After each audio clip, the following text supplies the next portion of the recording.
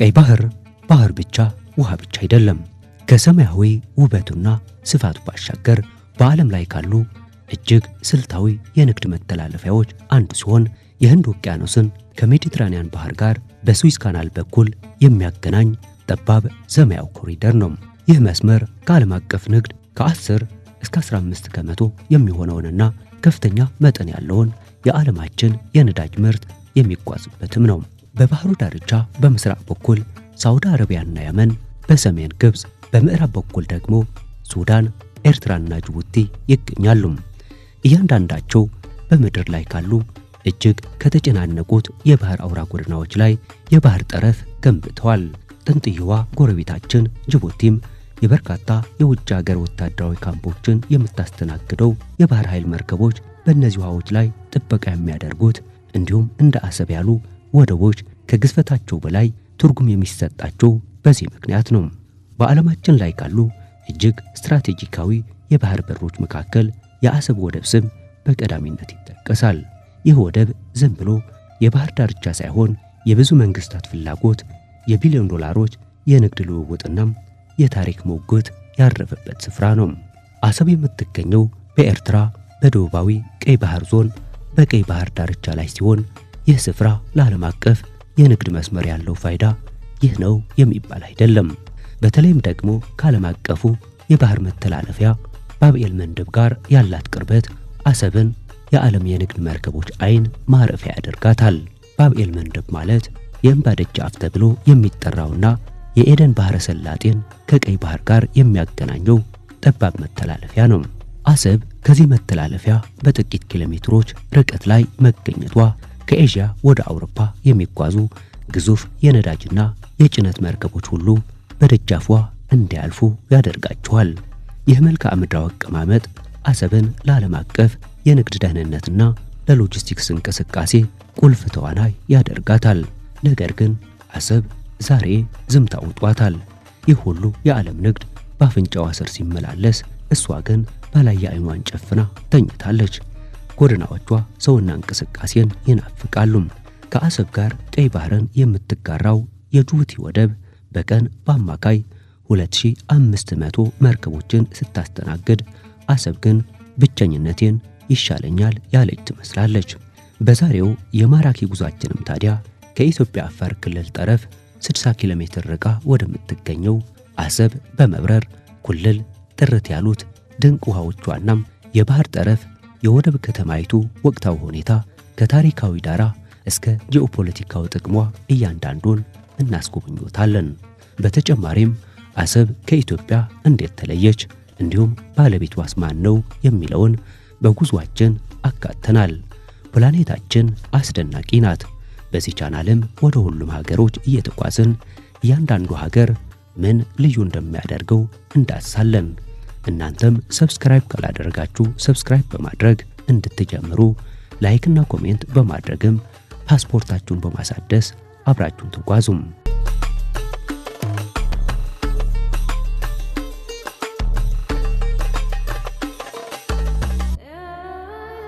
የአሰብ ዘመናዊ ታሪክ የሚጀምረው በ19ኛው ክፍለ ዘመን አጋማሽ ላይ ነው።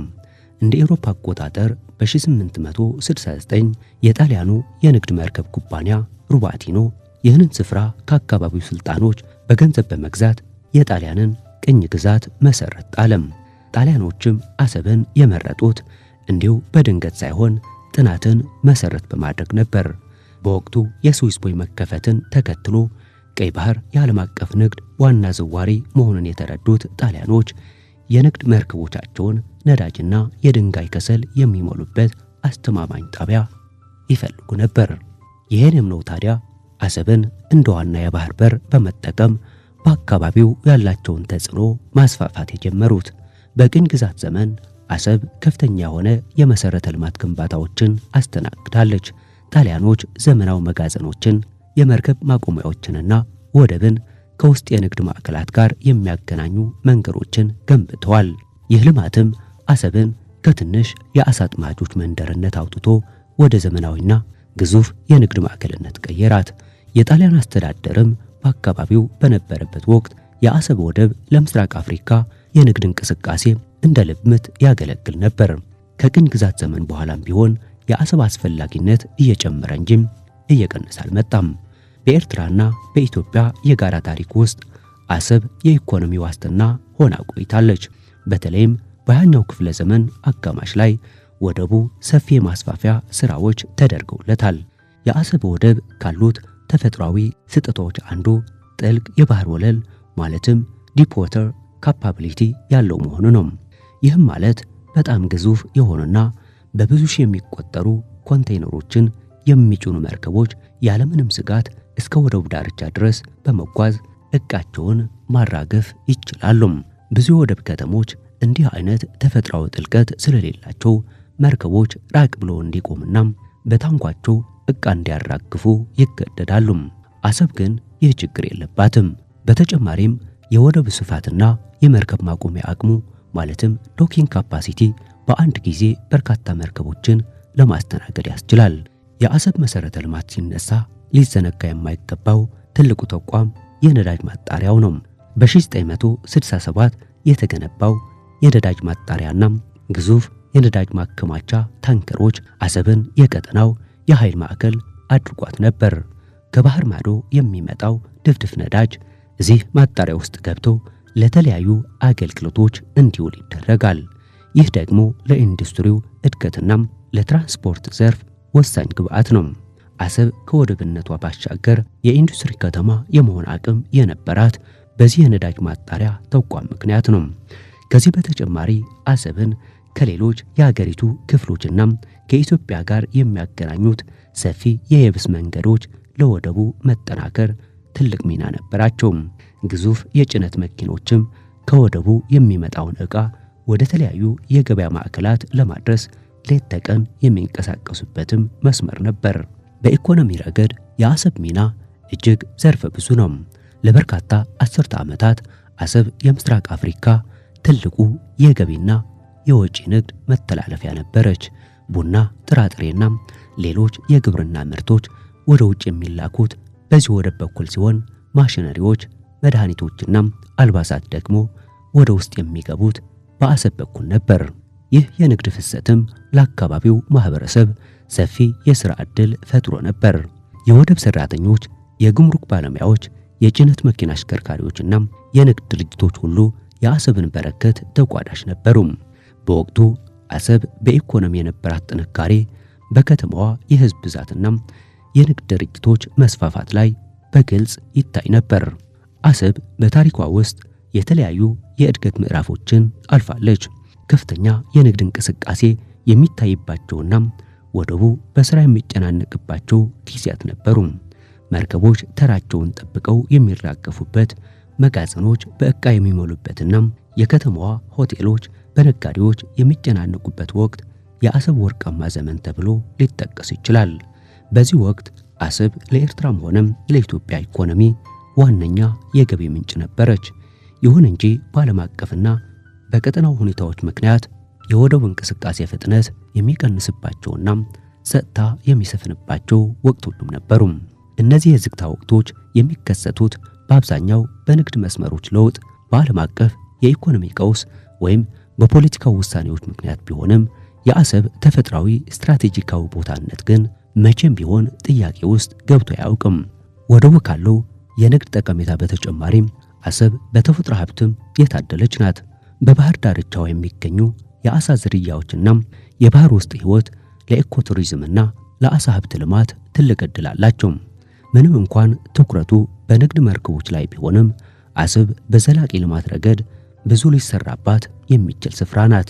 የአካባቢው የአየር ንብረት ሞቃታማና በረሃማ ቢሆንም ይህ ሁኔታ ለፀሐይ ኃይል ምርትና ለሌሎች ታዳሽ ኃይሎች ምቹ ያደርጋታል። ዘመናዊው ዓለም ወደ አረንጓዴ ኢነርጂ በሚሸጋገርበት በዚህ ወቅት አሰብን እንደገና የማልማት ዕድሉ ሰፊ ነው። የቀይ ባህር መስመር ለዓለም አቀፍ ንግድ እጅግ ስሱ ከሚባሉ መንገዶች አንዱ ነው።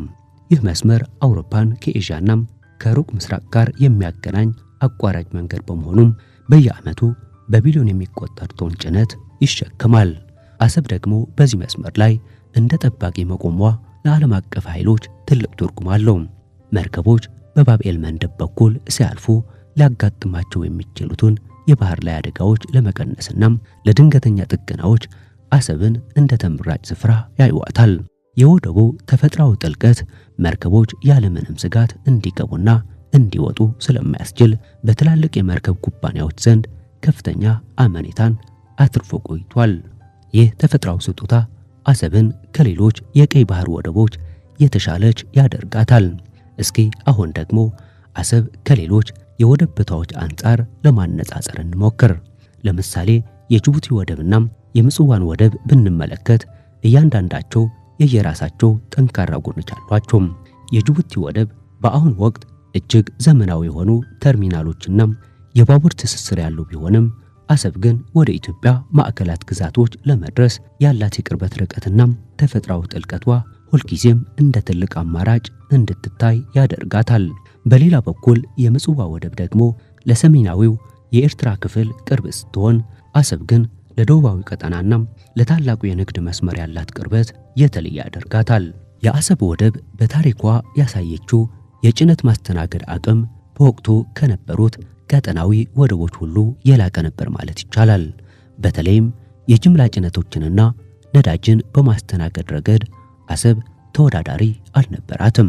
የአሰብ ወደብ የኢኮኖሚ ሚና የሚለካው በወደብ አገልግሎት ብቻ አይደለም። ወደቡን ተከትሎ የተገነባው የየብስ ትራንስፖርት መስመር ሌላው ትልቅ ሀብት ነው። አሰብን ከኢትዮጵያና ከሌሎች አጎራባች ሀገራት ጋር የሚያገናኘው መንገድ ለብዙ ዓመታት የንግድ ልውውጥ ዋና የደም ስር ሆኖ ቆይቷል።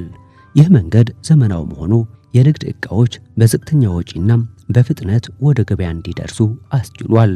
የወደብና የመንገድ ትስስር ማለትም ማልቲ ሞዳል ትራንስፖርት ለአንድ ወደብ ስኬት ወሳኝ መለኪያ ሲሆን አሰብ በዚህ ረገድ ቀደም ብላ የተደራጀ መሰረተ ልማት የነበራት ከተማ ነበረች። ይህም ለበርካታ የንግድ ድርጅቶችና የኢንቨስትመንት ፍላጎቶች መነሳሳት ምክንያት ሆኗል። የአየር ንብረትና ተፈጥሯዊ ሁኔታዎችም በአሰብ እንቅስቃሴ ላይ የየራሳቸው ተጽዕኖ አላቸው። አሰብ በአብዛኛው በረሃማና ከፍተኛ ሙቀት ያለባት ከተማ ናት። ይህ የአየር ንብረት በወደብ ሰራተኞችና በመሳሪያዎች ላይ ጫና ሊፈጥር ቢችልም በሌላ በኩል ግን ለባህር ንግድ ምቹ የሆኑ ሁኔታዎችንም ይፈጥራል። ለምሳሌ አካባቢው ለከፍተኛ ማዕበልና ለአውሎ ነፋስ ተጋላጭ ባለመሆኑ መርከቦች በሰላም እንዲያርፉ ይረዳል። እንዲሁም በባህር ዳርቻው የሚገኘው የጨው ምርትና ሌሎች የማዕድን ሀብቶች ወደቡን ለተጨማሪ የንግድ እንቅስቃሴዎች ምቹ ያደርጉታል። የባህር ውስጥ ብዝሃ ሕይወትና የቀይ ባህር ጥራት ደግሞ ለቱሪዝም ዘርፍ እድገት ትልቅ መሰረት ናቸው። በአሁኑ ሰዓት የአሰብ ወደብ ኦፐሬሽናል ወይም ለሥራ ክፍት ቢሆንም እንቅስቃሴው ግን ካለፈው ታሪኩ አንጻር ሲታይ እጅግ ውስንና ለተወሰነ ዓላማዎች ብቻ የተገደበ ነው። በአሁኑ ጊዜ ወደቡን በዋናነት እየተጠቀመበት ያለው የኤርትራ መንግስት ሲሆን አገልግሎቱም በብዛት ለሀገር ውስጥ ፍላጎቶች የሚውል ነው። ለደቡባዊ የኤርትራ ክፍል የሚያስፈልጉ የንግድ ዕቃዎች፣ የግንባታ ቁሳቁሶችና መሰረታዊ ፍጆታዎች በዚህ ወደብ በኩል ይገባሉ። ምንም እንኳን ወደቡ የዓለም አቀፍ የንግድ መርከቦች መሸጋገሪያ የመሆን አቅም ቢኖረውም በአሁኑ ወቅት ግን ግዙፍ የጭነት መርከቦች በብዛት የሚስተናገዱበት ሳይሆን ለሀገር ውስጥ ኢኮኖሚ መረጋጋት የሚያገለግል የሎጂስቲክስ በር ሆኖ እያገለገለ ይገኛል። ከቅርብ ዓመታት ወዲህ ደግሞ ወደቡን ለስትራቴጂካዊ የሎጂስቲክስ አገልግሎት ሲጠቀሙበት የቆዩት የተባበሩት አረብ ኤሚሬቶች ናቸው። የተባበሩት አረብ ኤሚሬቶች በአሰብ ወደብ አካባቢ መጠነኛ ወታደራዊና የሎጂስቲክስ መሰረት በመመስረት በቀይ ባህር ላይ ያላቸውን እንቅስቃሴ ሲያቀላጥፉ ቆይቷል። በዚህም ወቅት በወደቡ መሰረተ ልማት ላይ የተወሰኑ ማሻሻያዎች ላይ ተደርጓል። ምንም እንኳን በአሁኑ ወቅት የተባበሩት አረብ ኤሚሬቶች ቀጥተኛ ወታደራዊ እንቅስቃሴያቸውን ቢቀንሱም ወደቡ አሁንም ለተወሰኑ የባህረ ሰላጤው ሀገራት የሎጂስቲክስ ፍላጎቶችና ለሰብአዊ እርዳታ ጭነቶች እንደ መሸጋገሪያ ጣቢያ ሆኖ ያገለግላል። በተለይም ወደ የመን የሚላኩ የእርዳታ ዕቃዎችና የሕክምና ቁሳቁሶችን ለማስተላለፍ አሰብ እንደ ምቹ መነሻ ሆና ስታገለግል ቆይታለች። በተጨማሪም በወደቡ ውስጥ የሚገኙ የነዳጅ ማከማቻ ታንከሮች በአሁኑ ሰዓት ለቀጠናው የነዳጅ ስርጭት አገልግሎት እየሰጡ ይገኛሉ። ከባህር ማዶ የሚመጡ የነዳጅ ጫኝ መርከቦች እዚህ በማራገፍ ነዳጁ በታንከሮች ተከማችቶ ከዚያም በየብስ ትራንስፖርት ወደ ተለያዩ የኤርትራ ከተሞች ይሰራጫል። ከዚህ ጎን ለጎን የአካባቢው የአሳ አስጋሪ ማህበረሰብና ትናንሽ የንግድ ጀልባዎች ወደቡን በዕለት ተዕለት ተግባራቸው ውስጥ በስፋት ይጠቀሙበታል። ይህም ለአካባቢው ከተማ ንግድ መነቃቃትና ለነዋሪው የሥራ ዕድል ፈጠራ ትልቅ ሚና አለው። በአጠቃላይ አሰብ በአሁኑ ወቅት በዝግታ ቢሆንም የኤርትራን የውስጥ ፍላጎት በማሟላትና ውስን ቀጠናዊ የሎጂስቲክስ አገልግሎቶችን በመስጠት ላይ ትገኛለች። ነገር ግን አሰብ ትላንት ሊሰጥ የሚችለውን ጠቀሜታ ግማሹን እንኳን ሳይሰጥ ዛሬ ድረስ እንዲሁ በእጅ የያዙት ወርቅ ይመስል እንደባከነ ቀርቷል። ታዲያ የወደፊት መፍትሄው ምንድነው ካሉኝ፣ መፍትሄው የመሰረተ ልማት እድሳትና ዘመናዊነት ነው። ምንም እንኳን አሰብ ጠንካራ መሰረት ቢኖራትም የ21ኛው ክፍለ ዘመን የባህር ንግድ ግን አዳዲስ ቴክኖሎጂዎችን ይፈልጋል። የወደቡን ጥልቀት ይበልጥ በማስፋትና ዘመናዊ የኮንቴነር ተርሚናሎችን በመገንባት አሰብን በዓለም አቀፍ ደረጃ ተወዳዳሪ ማድረግ ይቻላል። ዲጂታላይዜሽን ወይም የወደብ አሰራርን በኮምፒውተር የታገዘ ማድረግ የዕቃዎችን ፍሰት ፈጣንና ግልጽ ያደርገዋል። ይህ ደግሞ ዓለም አቀፍ የመርከብ ድርጅቶች አሰብን እንደገና ዋነኛ መዳረሻቸው እንዲያደርጉ ይገፋፋቸዋል። ኢንቨስትመንት በሚገባ ከፈሰሰባት አሰብ የቀይ ባህር ሲንጋፖር የመሆኗ ጉዳይ አያጠራጥርም። የቀጠናው የንግድ ትስስር ሌላው ለአሰብ ትልቅ ዕድል የሚፈጥር ጉዳይ ነው። ምስራቅ አፍሪካ በዓለም ላይ በፍጥነት እያደጉ ካሉ ቀጠናዎች አንዱ ነው። የህዝብ ቁጥር መጨመርና የኢንዱስትሪዎች መስፋፋት ከፍተኛ የገቢና የውጭ ንግድ ፍላጎት ይፈጥራል። አሰብ ደግሞ ለዚህ ፍላጎት ተፈጥሯዊ ምላሽ መሆን ትችላለች። በተለይም የባህር በር የሌላቸውን ጎረቤት ሀገራት ከዓለም ገበያ ጋር በማገናኘት ረገድ አሰብ ያላት ሚና ወደር የለውም። የየብስ መንገዶችን በባቡር ትስስር በማገዝ ዕቃዎችን በጅምላና በዝቅተኛ ወጪ ማጓጓዝ ይቻላል። ይህ ደግሞ የአካባቢውን የንግድ ሚዛን ከፍ የሚያደርግና ለጋራ ብልጽግና መንገድ የሚከፍት ነው። ስለ አሰብ ስናወራ የአካባቢው ጥበቃና የአየር ንብረት ሁኔታዎችን መዘንጋት የለብንም። ቀይ ባህር እጅግ ውብና ብርቅዬ የሆኑ የባህር ውስጥ ሕይወትና ኮራል ሪፎች የሚገኙበት ስፍራ ነው። የወደብ ማስፋፊያ ስራዎች ሲከናወኑ እነዚህ ተፈጥሯዊ ሀብቶች በጠበቀ መልኩ መሆን አለበት። ዘላቂ የወደብ አስተዳደር ማለትም ግሪን ፖርት ማኔጅመንት መተግበር አካባቢው ለቱሪዝም ያለውን ሳቢነት ይጨምረዋል።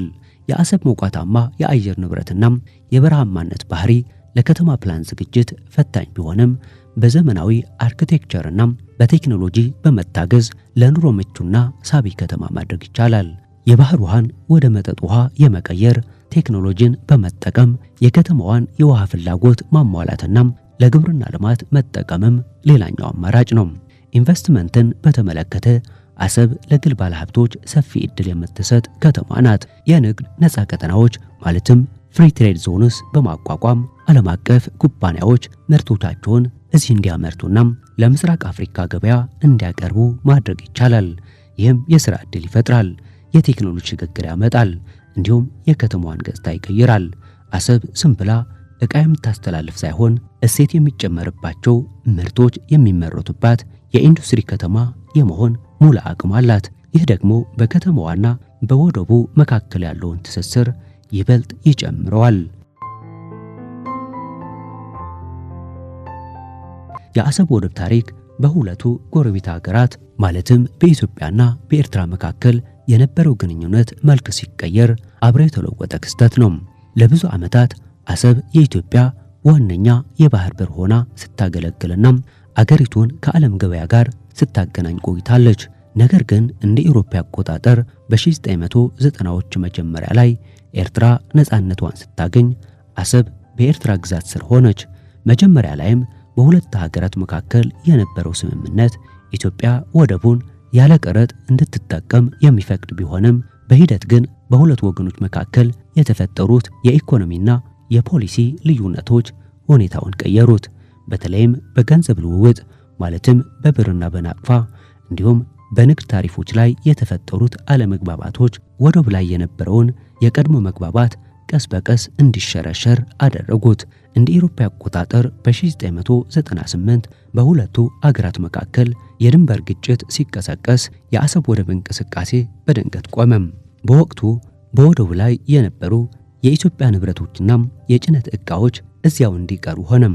ኢትዮጵያም አማራጭ ወደቦችን ለመፈለግ ፊቷን ወደ ጅቡቲ አዞረች። ይህ የታሪክ አጋጣሚ አሰብን በአንድ ጀንበር ከዓለም አቀፍ የንግድ ማዕከልነት ወደ ጸጥታ የነገሰባት ስፍራነት ቀየራት። ለሁለት አስርተ ዓመታት የዘለቀው ይህ ሰላምም ጦርነትም የሌለበት ሁኔታ በአሰብ መሠረተ ልማትና በከተማዋ ኢኮኖሚ ላይ ትልቅ ጥላ አጥልቶ አልፏል። ምንም እንኳን በቅርብ ዓመታት የሰላም ስምምነቶች ቢደረጉም የአሰብ ወደብ አሁንም ድረስ የዚያን የታሪክ አጋጣሚ ጠባሳ እንደያዘች ዳግም ሙሉ በሙሉ ወደ ቀድሞ ግርማዋ የምትመለስበትና የምስራቅ አፍሪካ የንግድ ድልድይ የምትሆንበትን ዕለት ትጠብቃለች። ለዛሬው በዚያ በቃን። እስከ መጨረሻው አብራችሁን ስለቆያችሁ እናመሰግናለን።